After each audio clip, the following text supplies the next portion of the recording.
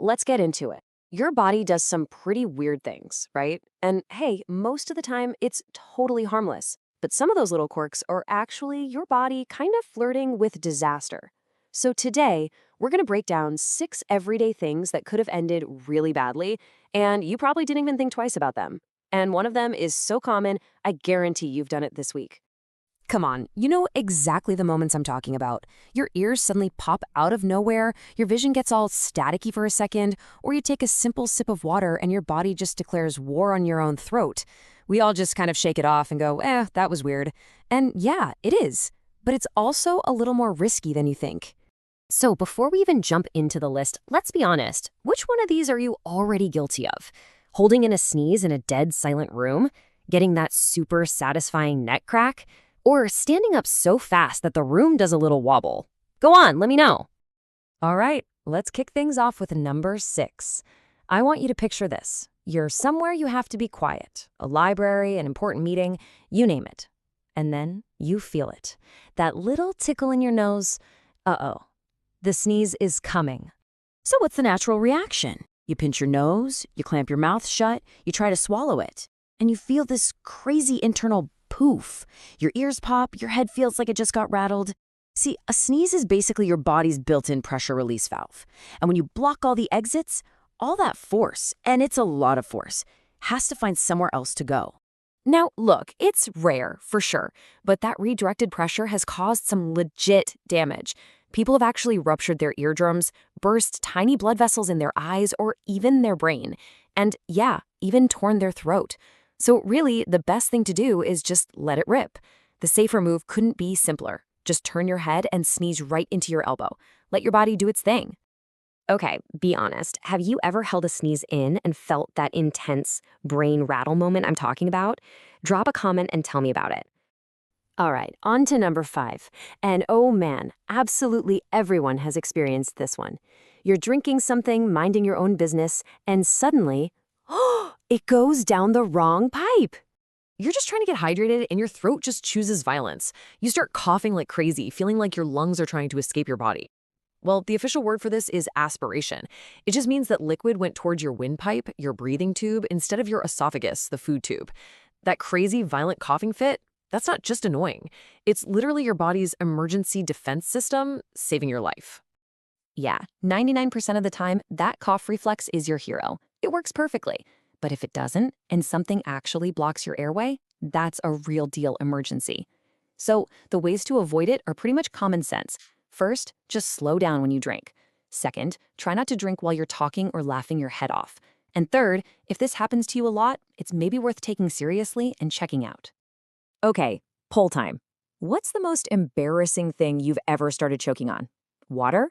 A single grain of rice? Or, and this is the classic, your own saliva? Coming in at number 4 is that head rush feeling when you stand up way too fast.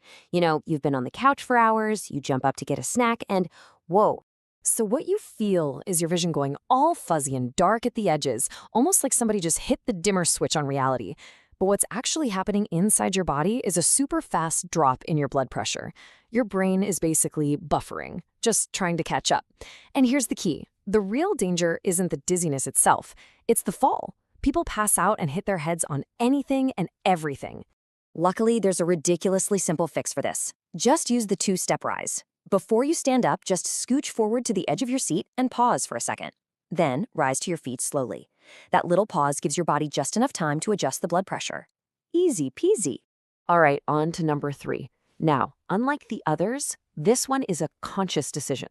We are talking about looking into your fridge, finding some questionable leftovers and deciding, yeah, I'm gonna risk it. You're hungry. There's nothing else to eat. And you find that container of takeout from, when was that? 3, 4 days ago? And you have that little conversation with yourself. It's probably fine. Welcome to food roulette, my friend. You're basically placing a bet against food poisoning.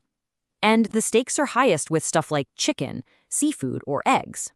And look, most of the time, you get away with it. But when you lose that bet, you lose hard. Think dehydration, fever, maybe even a fun trip to urgent care. So the safer move is simple. One in doubt, heat it up properly. I mean hot, to kill whatever might be growing in there. And 2, Please, never trust the smell test alone. Some of the nastiest bacteria have no smell at all. Oh, this one is just begging for stories. I want to hear it. What's your worst I ate it anyway disaster? Let's get the horror stories going in the comments. Let's move on to number 2, a habit that is so common and feels so harmless. We're talking about cracking your neck for a little bit of relief. Your neck feels all stiff and tight, so you give it a good twist. Pop! Ah, that's the stuff. Now, for the most part, a casual, gentle crack is totally fine. But what we need to talk about is the aggressive twisting, when you really wrench your head to the side hard.